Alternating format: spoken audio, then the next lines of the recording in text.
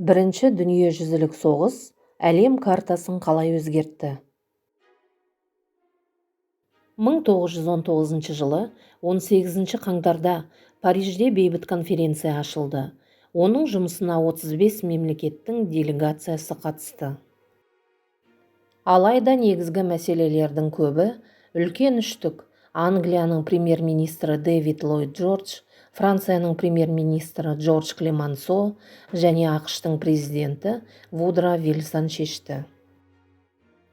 Париж конференциясының басты мақсаттары Бірінші дүниежүзілік соғысты қорытындылау, Европа аумағын жеңген державалар пайдасына бөлу, соғыста жеңілген мемлекеттердің әскери күштерін шектеу.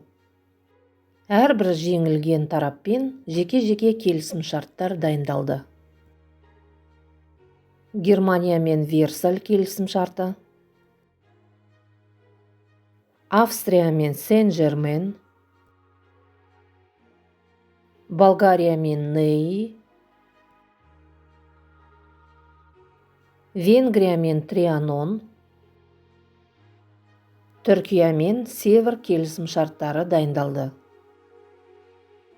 Германия басшылығы Австрия, Чехословакия, Польшаның тәуелсіздіктерін мойындады.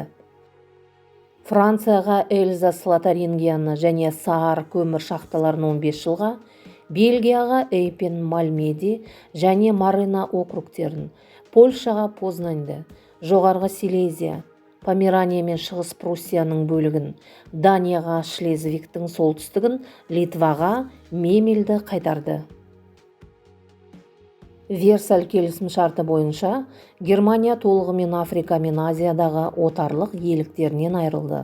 Оған 100 мыңнан артық адамнан тұратын әскер, әскери әуе және теңіз флоттарды ұстауға тыйым салынды. Австриямен жасалған Сен-Жермен шарты бойынша Австро-Венгрия ыдырады. Австрияның аншлюсына тыйым салынды. Австрияның қарулануын шектеу және оның репарация төлеуін заңдастырды.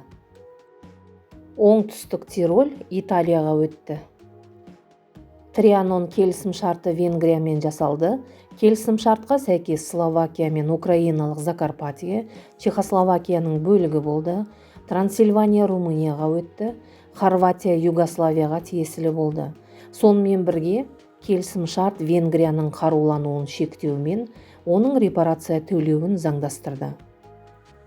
Болгариямен жасалған Неи келісімшарты бойынша оңтүстік Добруджа Румынияға, батыс Фракия Грекияға берілді. Түркиямен жасалған Север келісімшарты Осман империясы мен түрік жерлерін бөлуге қатысты болды. Бұғаздарға халықаралық бақылау орнатылып, түрік әскері қысқартылды. Бірінші дүниежүзілік соғыстың нәтижесінде әлемнің картасы осылай өзгерді.